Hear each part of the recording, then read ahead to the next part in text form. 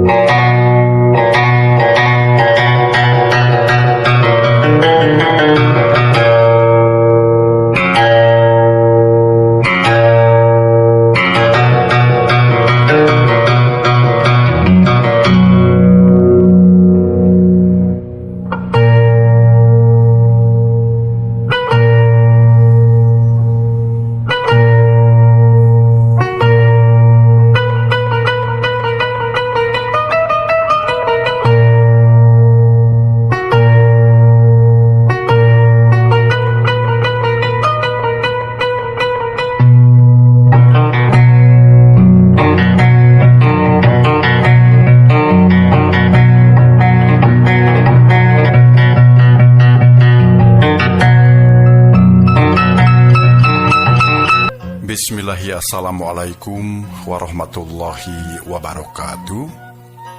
Haturan kasugri pamiarsa sampurasun wargi-wargi sadaya.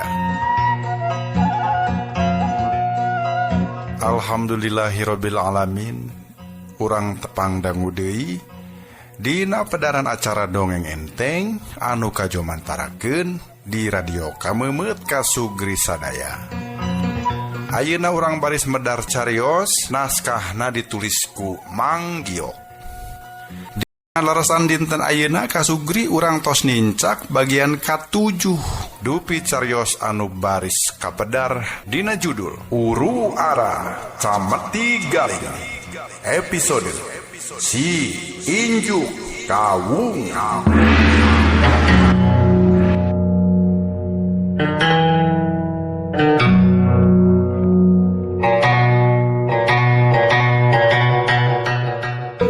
Cenah lalampahan ieu carios teh kasugri pamiarsa.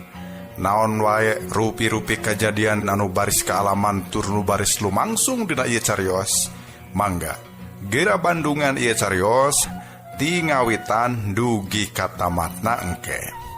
Kang Gilang saprakanca di studio ngahaturkeun wilujeng ngadagukeun hiji carios karya Mang Giok.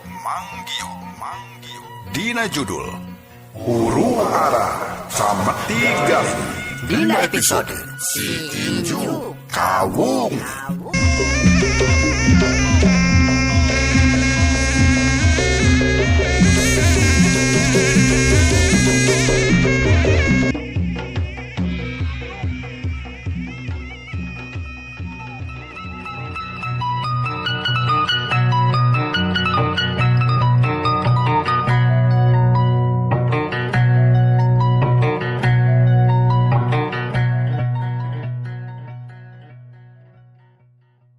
Lak obat diterei bulet-bulet pikeun sawatara kedapan manehna anggur ngagoler bari ngararasakeun kalung anu pohara. Sanggeus rada jag-jag gek manehna diuk luhureun depan awi. Narik napas heula sababaraha kali geus kitungan krep pe manehna sidakap sinuku tunggal. Mepet panca indra anu opat laju metakeun elmu harewos tongo di jero liang. Hiji elmu anu kawilang ajaib. Sabab nu salian ti mampu ngadengkeun rupa-rupa sora ti kajauhan, tapi oge eta elmu teh mampu nalisi kajeroeun diri, mariksa kajeroeun raga badag anu keur ngalaman tatu atawa keun aku kasakit.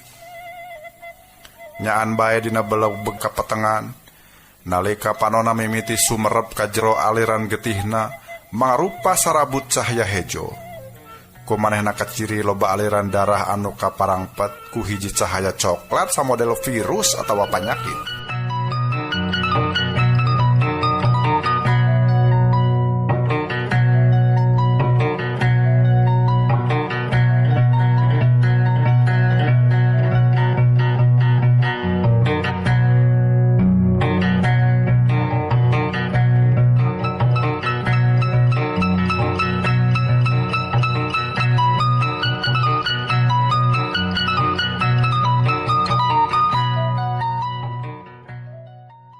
Dibarengan ngirup hawa ti luar ka jero, ti jero kaluar eta cahaya coklat anu marangpetan getih teh dikaluarkeun.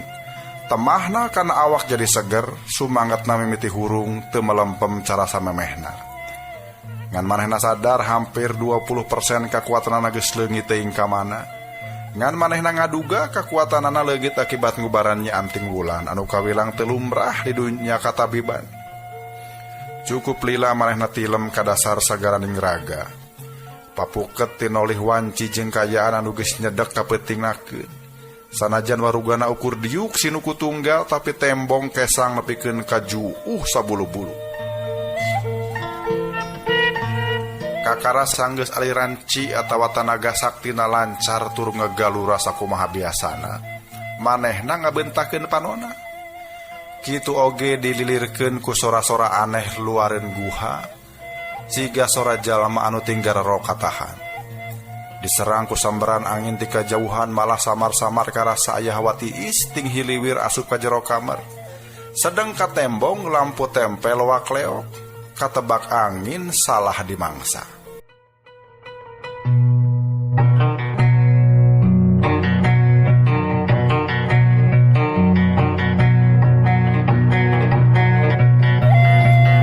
Manehna turun panona melong ka palebah lawang kamar. Sabab sora lengkah suku anu aranteng teh muru ka palebah dinya. Terilas rog aya nu daratang. Dua orang jalma anu pangawakan lalangsing, nu hiji make papakean sing sarwa hejo, nu hiji deui sing sarwa beureum, mungkus lekuk-lekuk awak ku pakean sari. Ukur hariguna baya nu katarembong karoneng umyang, katojo lampu tempel.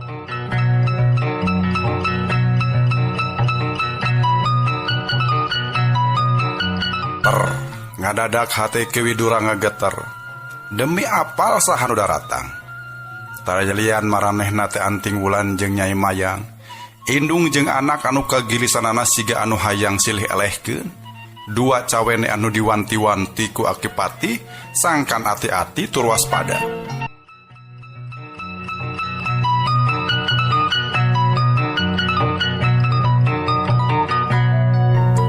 Juragan, Nyimas, ngageter sora Ki Widura basa nyebut ngaran eta dua awewe.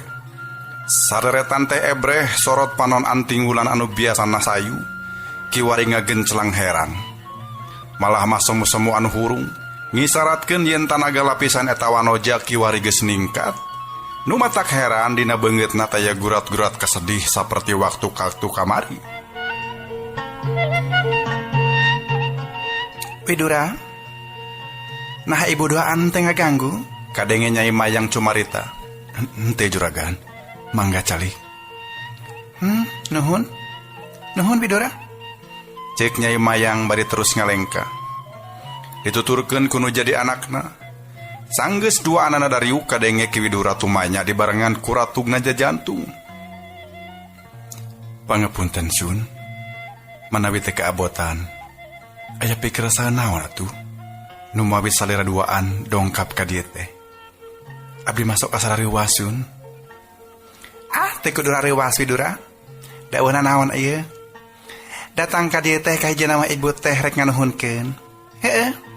Syariatna lamun hidup teu turun tangan, bahwa Nyai teh geus kumaha? Bahwa meureun ayeuna teh geus ngababatang ngajampana bugang. Lain kitu anting? Laras pisan Kang. Oh, perkawis eta mah teh kedah janten emutan juragan. Ninggal Nyimas anting wulan parantos sehat oge. Pikeun abdi mah tos ngaraos binga.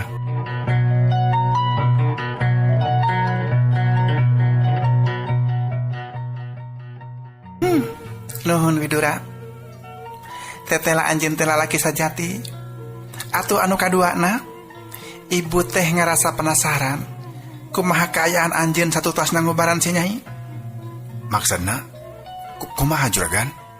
Abdi kena ngartos. Ceuk Ki Widura rada ngagebeg demi ngadenge pananya ieu awewe.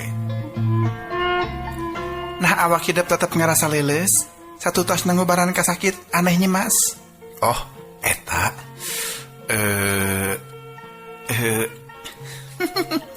Teu kudu asa-asa Widura.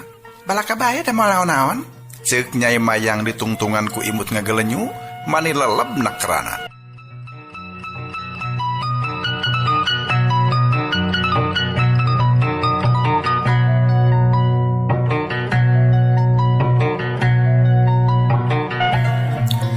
Terus terang, abdi rada lungsai juragan.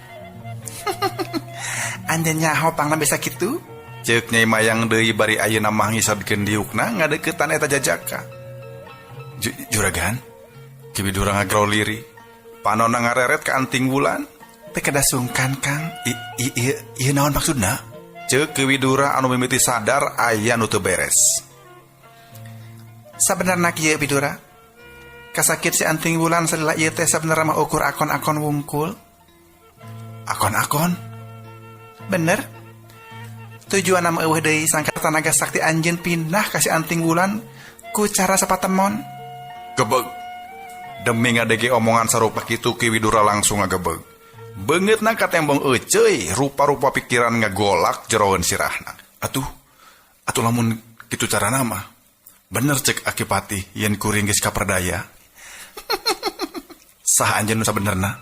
Ceuk Ki Widura bari waspada. Malah tanaga lapisanana geus disiapkeun dipake ngalimpudan awakna dina serangan musuh.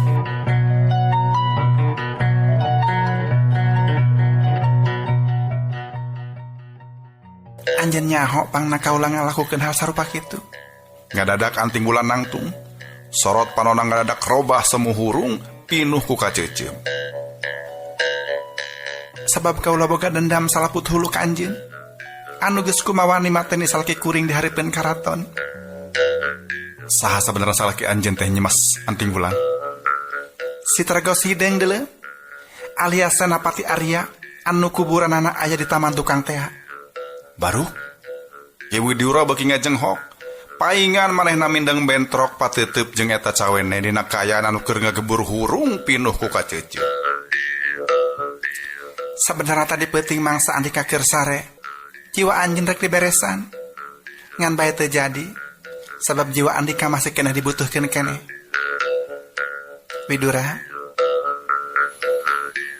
Kadenge Nyai Mayang cumarita.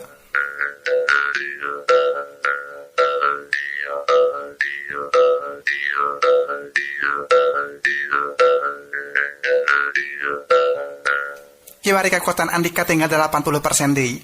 Hartina kiwari kekuatan Andika geus aya di sahandapeun kaula. Jadi upama niat, pikeun kaula duaan gampang pikeun matanya anjeun.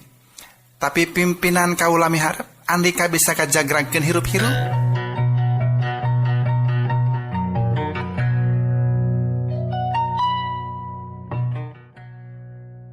Kira coba adu haripkeun jeung kaula.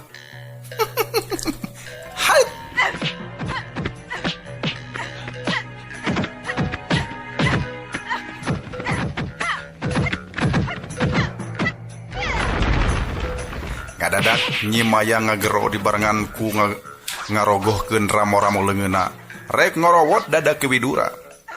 Ku sabab kaayaan memang padeukeut. Taya jalan sejen tika paksa Ki Widura malangkeun dampal leungeunna.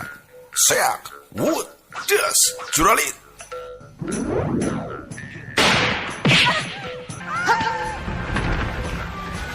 Awak Ki Widura langsung ngajuralit.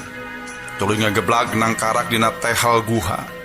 Sabalikna Nyi Mayang oge ti jengkang tetela najan tanaga ieu jajaka geus kaserep ku Anting Wulan. Tapi cukup ngabahayakeun keneh pikeun manehna. Hiu, kolepat. Dina gerakan anu kacidak kesitna. Giliran Anting Wulan anu narajang. Kadua ramo-ramo anu ramakah pating kolepat nyamberan awak Ki Widura. Anu mun keunapi nasti matak bobor karahayuan.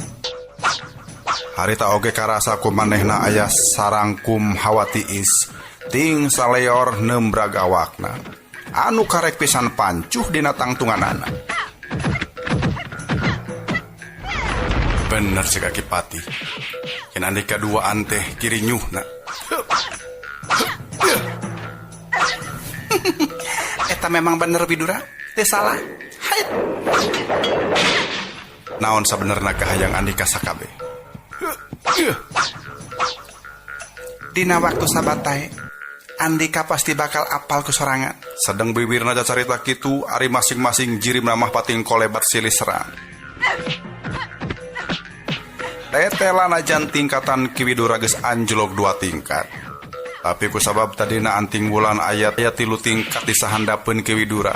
Ngalantarkeun kiwari pertarungan teh jadi saimbang. Mun Anting Wulan naik sabalikna Ki Widura turun 2 tingkat. Sabalikna sababaraha kali Anting Wulan kudu mundur malah ngagulitikeun awak dina sambaran jurus Cakara Jawali Ki Widura anu dilakukeun ku tilu ramona anu kuat alabatan wajah. Tetela andi kate masih kena cukup lingas Widura. Ngadadak Nyai Mayang ngagorowok bari terus maju narajang milu ngarepuk Ki Widura. Atuh can naon-naon oge Ki Widura langsung ripuh. Sukuna terus undur-unduran sababaraha kali leungeunna bentrok jeung leungeun Nyai Mayang.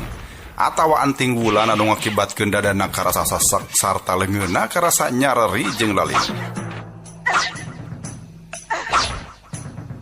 Malah mah berat kalung anu napal dina beheungna beunang kajambret ku ramo-ramo Anting Wulan.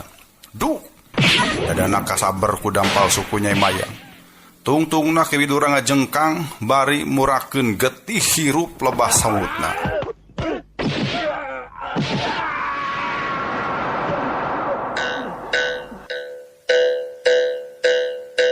Pluk kana dipan. Iya budak, orang sina jadi jelma cacat Anting. Tenaga saktina orang sesep nepi ka beak ku kami. Kukuring ditunggu di panyumputan aja. Nam, Jorelat, ukur sajorelat jirim Anting Wulan geus teu katingali ninggalkeun Nyai Mayang jeung Ki Widura anu geus teu walakaya. Kadenge Nyai Mayang nyikikik sorot panonna geus teu galak, malah beunang disebutkeun sabalikna. Leuwih hade binasakeun kaula. Binasakeun kaula iblis. dina waktuna ku kami pasti dibinasakeun Widura. Tapi samanehna tenaga sakti Andika bari disedot heula ku kami. Hup, ngadadak Ki Widura buncelik basa bahamna dicekok racun panumbuh birahi ku eta awewe.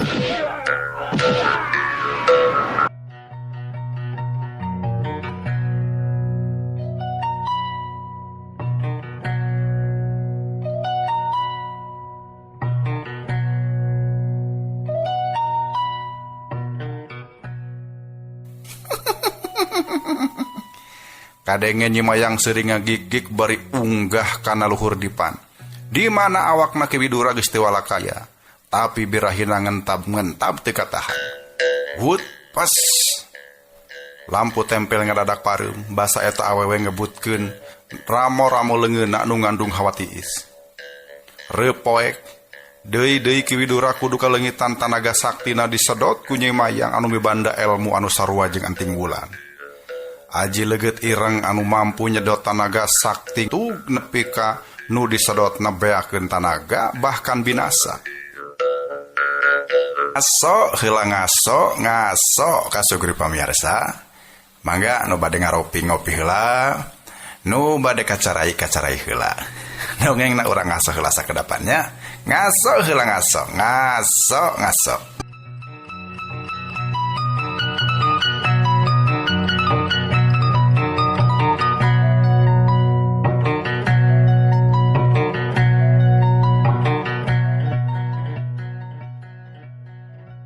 Kasugri pamirsa sabada tadi urang ngaso, nutos ngaropi, nutos kacarai, mangga gira maranco deui payunan radio Sewang-sewangan.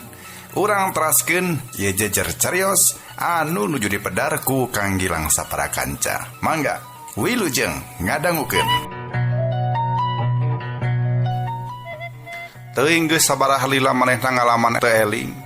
Ngan basa mimiti sadar karasa kadua dampel leungeun jeung sukuna nyeri luar biasa. Waktu nyoba diobahkeun teu bisa malah kadua suku jeung leungeunna beuki karasa nyerina sing horeng dirina geus dipasung dina hiji tihang teu jauh ti jalan Padati. Kadua dampal leungeun katut sukuna dipantek kana tihang dina kaayaan japlang. Aduh, Ki Widura humalurung bari nahan ka nyeri. Batina jumerit hatena sumambat kanu jadi guru anu mangkuk di puncak gunung Sanggabuana. Ki Widura ngarasa sedih sabab tibatan hasil ngarengsekeun uru araca metigaling. Malah sabalikna, bet manehna sorangan anu jadi korban kakejeman hiji komplotan anu ngakukeun si Injuk Kawung.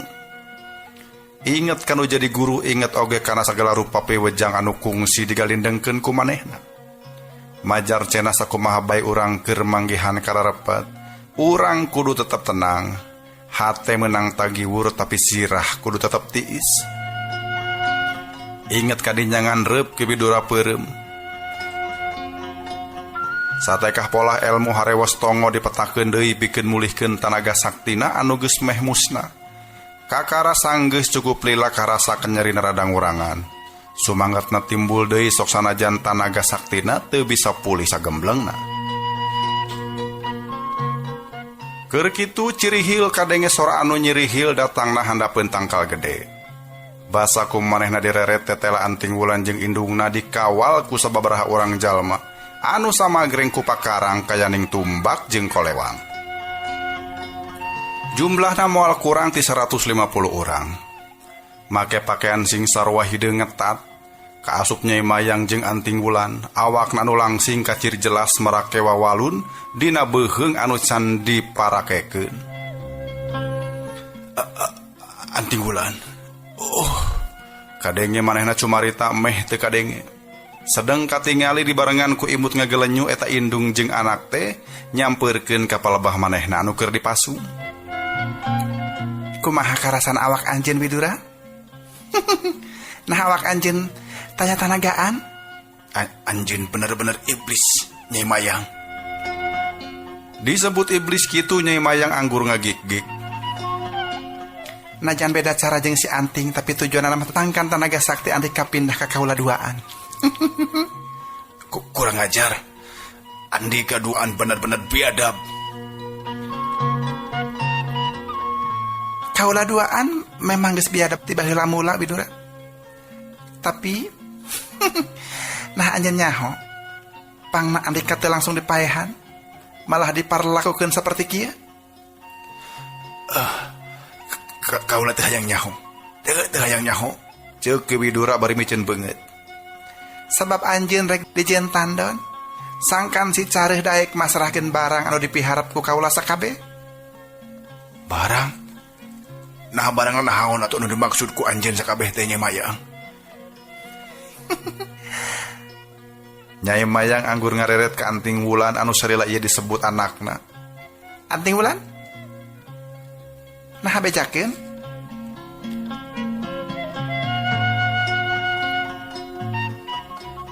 Bejakeun bae aceuk supaya manehna teu paeh panasaran.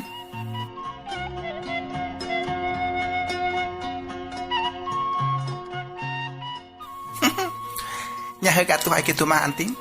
Dengekeun Widura. Bisi andika hayang nyaho barang anu sarela jadi incer teh marupa peta pusaka tempat panendenan harta karun milikna Tarumanagara salemeh runtag. Tapi lain harta saharta-hartana teuing. Pikeun kami dua angan. Nah naon atuh? Sabenerna anu jadi tujuan andika sakabeh teh. Kitab pusaka Raja Kelong deuleu. Anu mana eta kitab mampu makieuhkeun jalma tangka abadi moka jamah ku malakal maut. Hah? Andika ngalindur Mayang. Mustahil aya ilmu sarupa kitu. Tangtu aya deuleu. Tangtu aya. Jadi eta alasanna pangna anjeun sapara kanca nyieun Raja Pati di sami Tigaling. Bener? Saha anjeun sabenerna? Kaula teh yakin lamun andika duaan anak jeung pamajikan Juragan Adipati Sura. Nyai Mayang anggur seuri bari ngadilak kanu keur dipasung. Nah andika duaan teh nuka telah widadari Kalimaya anu kasohor tukang malingan kitab pusaka.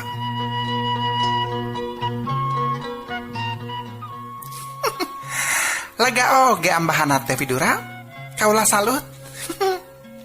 Pantesan Akipati sababara kali ngetan kuring. Ceuk Widura ditungtungan ku Humarurung. Basa tatuna katiup angin anu rada badag, getih seger beuki juu. Palebah suku jeung leungeunna anu dipantek kana tihang. Kula doaan memang nuka telah widadari Kalimaya Widura. Jalma anu purah malingan kitab pusaka. Samalah sababaraha di antarana geus aya anu hasil diteuleman pika sampurna. Kaasup jurus sakar iblis jeung leget ireng anu kungsi dipetakeun ka anjeun. Ki Widura homarurung. Tetela Andika sarakah Nyai. Dina waktuna eta kasarakahan teh pasti bakal malindes ka diri sorangan. Teu kudu loba omong. Angguran mah saksian bae. Sakedeung deui naon anu bakal kajadian.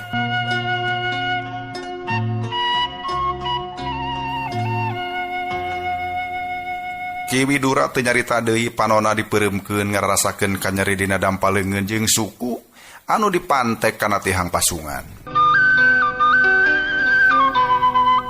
Nyemas, aya nu datang. Salah seorang pangawalna aya nu cumarita bari nunjuk ka landeuh. Kontan bae sararea ting rareret ka asup Ki Widura. Nyaan bae rentang-rentang ti kajauhan aya nu daratang. Nu mata kaget keur manehna tetela nu daratang teh Juragan Adipati katut dua senapatina Ki Sugri jeung Ki Baran. Jab kaayaan jempean tinggulan kantut Nyai Mayang ting koloyong ngahiji jeung baturna. Sedang anu ngabring beuki lila beuki deukeut nu akhirna srog anjog ka hareupeun anting wulan jeung Nyai Mayang. Malah kadenge sang Adipati cumarita. Kumaha Nyai Mayang? Nah si Widura geus eling. Parantos, Alus, kumaha kaayaanana? sakumaha tos diparentahkeun ku salira. Kiwari manehna geus meunang masung, tuh tinggal. Ceuk Nyai Mayang ditungtungan ku nunjuk ka palebah kebon eurih nu bala. Di dinya jirim Ki Widura teh teu katingali kahalangan ku eurih jeung kakayon. Alus, syukur bagja kumanjangan. Si Widura masih hirup kene. Sebab lamun manehna paeh percuma urang kikieuan. Tapi nah yakin lamun ieu si Widura teh anakna. Kaulah yakin pisan Mayang. Sabab si Bunda Ruwastu mau masrahkeun eta kalung. Lamun lain ka ahli warisna si Darbaseta. Perlu dikanyahokeun. Hampir 22 tahun kaliwat si Darbaseta nitipkeun anakna ka Sangga Buana. Ku ngarasa teu untupan ngurus jeung ngagedekeunana. Kusabab apanan manehna teh pangawal satia Ki Sura tiba heula mula babarengan jeung kaula anu mana teu oleh milungan celong hitung lembur ngajajah milangan kori. Kutan kitu lalakona. Ceuk Nyai Mayang ditungtungan ku ngareretkan keur dipasung. Sedang Ki Widura lain deui ngagebegna demi ngadenge caritaan Juragan Adipati. Mang tahun-tahun manehna teh teu oleh hayang nyaho saha indung bapana. Tapi ku guruna tetap disamunikeun majarkeun teh tacan waktuna. Kari-kari kiwari ngagorehel ku sorangan bari jeung kaluar dina bibir musuhna. Jeung aya nu teu kaharti dina ucapan-ucapan eta Juragan Adipati Sura. Kunaon nyebut dirina milu ngadunungan ka Ki Sura? Saha anu dimaksud Ki Sura ku manehna? Panan sidik Juragan Sura teh manehna sorangan. Anu tetela geuning jadi dalang dina sagala uru ara anu aya di kadipaten.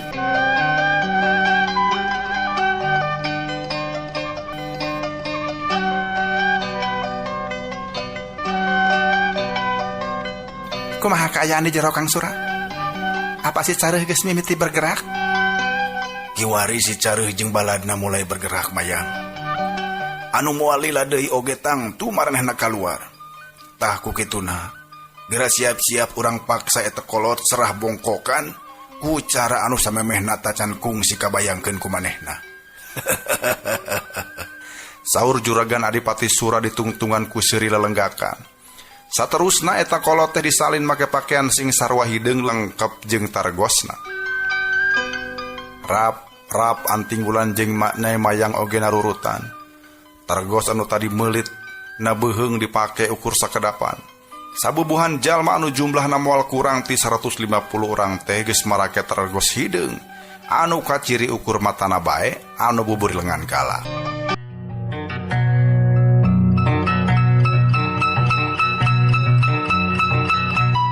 Teu kungsi sapanyepahan tetela omongan Adipati Sura teh bener.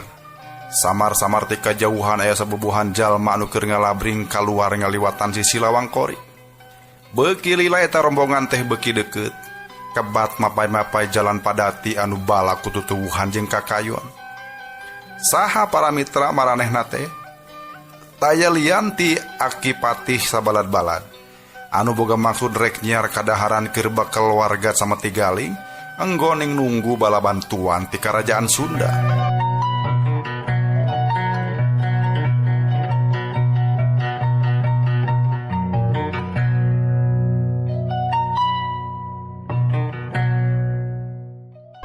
Tadi isuk-isuk keneh sabenerna mah Aki Patih jeung kanca-kancana geus harudang malah siap arindi. Tapi ngadadak bae aya beja magjar Ki Widura eueuh di tempat, sarta luhureun meja aya tulisan anu unina yen manehna keur ngudag panyusup anu geus nyelakakeun sababaraha urang tugur di jero guha. Ku kituna kalawan kapaksa atuh Aki Patih teh indit bari teu dibarengan ku Ki Widura. Padahal sanyatana mah Aki Patih teh miharep pisan bisa kaluar babarengan jeung eta jajaka.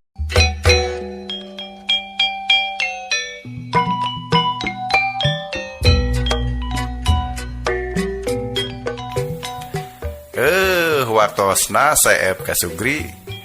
Mangga urang cekapkeun dugi ka dieu heula ieu pedaran dongeng anu judulna Uru Arat sama Tigaling episode Si Inju Kawung.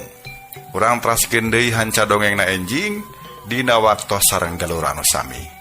Kang Gilang sapara kanca pamit, wilujeng kantun permios.